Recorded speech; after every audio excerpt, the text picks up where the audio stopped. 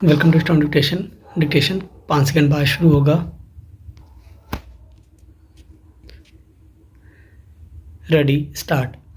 हर राजनेता जब चुनाव मैदान में उतरता है तो लोगों से सेवा का मौका मांगता है, मगर चुनाव जीत जाने के बाद वह सेवा करे न करे जीवन भर मेवा जरूर खाता रहता है। बेशक कोई चुनाव जीतकर 2 दिन के लिए सदन में चला जाए, फिर कभी चुनाव न लड़े या जीते, आजीवन उसे पेंशन और कई सुविधाएं मिलती रहती हैं। अगर कोई नेता कई बार चुनाव जीत चुका है तो उसी के मुताबिक उसकी पेंशन की राशि प्रति कार्यकाल के हिसाब से बढ़ती जाती है। इस तरह कई नेता 5 लाख रुपए प्रति माह से अधिक की पेंशन पाते हैं। पंजाब की नई सरकार ने इस पर रोक लगा दी है। अब विधायकों को केवल 1 कार्यकाल के बराबर पेंशन मिला करेगी। फिलहाल पंजाब में विधायकों को 1 कार्यकाल की पेंशन 75,150 रुपये मिलती है। स्वाभाविक ही पंजाब सरकार के इस फैसले का आम जन में चौतरफा स्वागत हो रहा है। अपेक्षा की जा रही है कि दूसरी राज्य सरकारें और केंद्र सरकार भी इस फैसले को नज़ीर मानते हुए कोई व्यावहारिक कदम उठाएंगी। पंजाब सरकार ने यह फैसला राज्य की वित्तीय संकट दूर करने के मकसद से किया है। देश के तमाम राज्य वित्तीय संकट से जूझ रहे हैं, इसलिए उनसे भी ऐसे फैसले की उम्मीद की जा रही है। पिछले कुछ समय से पेंशन का मुद्दा एक बार फिर से चर्चा में है। अटल बिहारी वाजपेयी सरकार के समय सरकारी कर्मचारियों की पेंशन बंद कर दी गई थी। तब से इसे दोबारा लागू करने की मांग उठती रही है। उत्तर प्रदेश चुनाव के वक्त जब तमाम राजनीतिक दल मुफ्त की योजनाओं के लोकलुभावन वादे कर रहे थे, तब सपा ने पुरानी पेंशन योजना लागू करने का वादा कर दिया। उस वादे को लपकते हुए आगामी विधानसभा चुनावों के मद्देनज़र राजस्थान और छत्तीसगढ़ की सरकारों ने अपने यहाँ पुरानी पेंशन योजना लागू भी कर दी।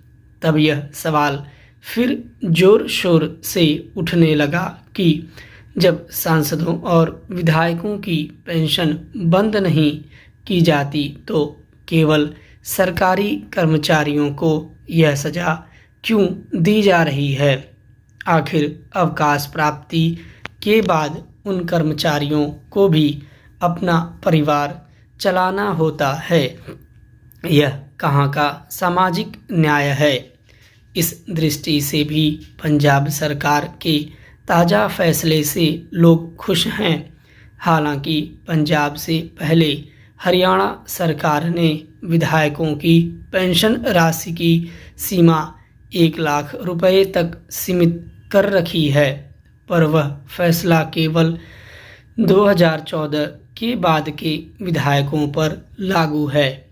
इस तरह वहां करीब 250 विधायक पुराने नियम के तहत लाखों रुपए की पेंशन ले रहे हैं। विधायकों और सांसदों की पेंशन इसलिए भी लोगों को खटकती रही है कि चुनाव जीतने के बाद ज़्यादातर नेताओं की संपत्ति एकदम से कई गुना बढ़ी दर्ज होती है। चुनाव जीतते ही वे रातों रात अमीर हो जाते हैं। उसके बावजूद उन्हें लाखों रुपए पेंशन मिलती है। कई तो सांसद और विधायक दोनों की पेंशन लेते हैं। फिर उन्हें चिकित्सा, यात्रा आदि के मद में भत्ते और सुविधाएं मिलती रहती हैं। इससे राज्य सरकारों पर भारी वित्तीय बोझ पड़ता है। पंजाब के मुख्यमंत्री का यह तर्क उचित है कि जब राजनेता सेवा के मकसद से राजनीति में आते हैं तो उन्हें पेंशन की फिक्र क्यों होनी चाहिए। पंजाब ने एक नज़ीर पेश कर दी है। अब दूसरे राज्यों की तरफ नज़र है। भारत में तपेदिक यानी टीबी की ताज़ा स्थिति पर स्वास्थ्य मंत्रालय की पिछले हफ्ते जो रिपोर्ट आई वह चौंकाने वाली है। रिपोर्ट बता रही है कि वर्ष 2021 में 2020 के मुकाबले टीबी के मरीजों की संख्या 19% बढ़ गई। इससे भी ज़्यादा चिंताजनक बात यह रही कि 2019 से 2020 के बीच टीबी से मरने वालों की संख्या में 11% का इजाफा देखा गया। ऐसा नहीं कि टीबी के मामलों में उछाल पिछले साल ही आया। वर्ष 2019 में भी टीबी मरीजों की संख्या 11% बढ़ गई थी। इन आंकड़ों से एक बात तो साफ है कि देश में राष्ट्रीय तपेदिक उन्मूलन कार्यक्रम कहीं न कहीं अपने लक्ष्य में पिछड़ता जा रहा है। गौरतलब यह भी है कि पिछले एक दशक में राष्ट्रीय तपेदिक उन्मूलन कार्यक्रम के तहत इलाज करवाने वालों की संख्या 6-7% से ज़्यादा नहीं बढ़ पाई है। ऐसे में यह सवाल उठना लाजमी है कि सरकार ने वर्ष 2025 तक देश से टीबी को पूरी तरह खत्म करने का जो लक्ष्य रखा है वह कैसे हासिल हो पाएगा। सवाल यह भी कि व्यापक स्तर पर चल रहे तपेदिक उन्मूलन कार्यक्रम में आखिर ऐसी क्या खामियां हैं जिनकी वजह से इसका दायरा नहीं बढ़ पा रहा है। टीबी जानलेवा संक्रामक बीमारी है।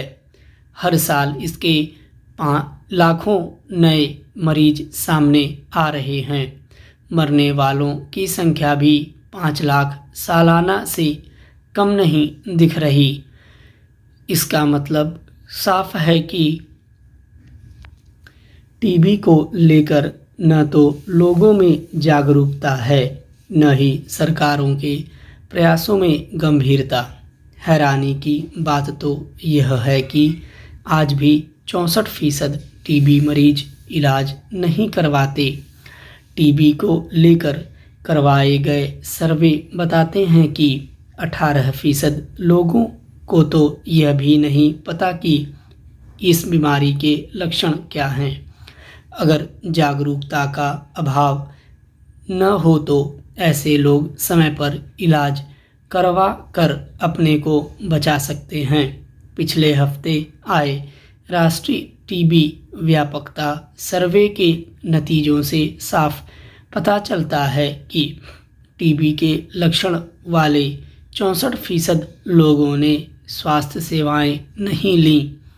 इतना ही नहीं बल्कि 12% लोगों ने तो खुद ही अपना इलाज कर लिया, जबकि 2% टीबी मरीज ऐसे थे जिनके पास इलाज कराने के लिए पैसे भी नहीं थे। इन आंकड़ों से यह साफ हो जाता है कि देश में टीबी से निपटने को लेकर हम कितने लापरवाह हैं। संकट इसलिए भी गहराया है कि 2 साल से देश कोरोना महामारी झेल रहा था। इस दौरान कोरोना संक्रमितों का इलाज ही प्राथमिकता थी। ऐसे में दूसरी बीमारियों से ग्रस्त मरीजों की सुध कौन लेता। जाहिर है इन 2 सालों में टीबी के नए मरीजों का पंजीकरण भी नहीं हो पाया।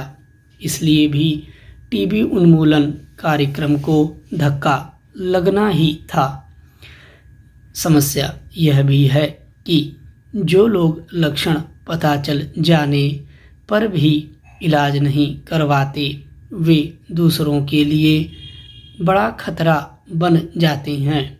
जाहिर है, टीबी उन्मूलन कार्यक्रम में सरकारों को रणनीति ऐसी बनानी होगी जिससे कि हर मरीज तक पहुंच बने और उसे इलाज दिया जा सके। अगर लोग पैसे के अभाव में इलाज नहीं करवाते तो यह और गंभीर बात है। देश से टीबी का खात्मा तभी हो पाएगा जब इससे निपटने के लिए हर स्तर पर काम हो। चिकित्साकर्मी उन बस्तियों और तबकों तक पहुँचे जो किसी डर या आर्थिक अभाव या जानकारी के कमी के कारण इलाज करवाने से कतराते हैं, वरना यह आंकड़ा तो बढ़ता ही जाएगा। स्टॉप।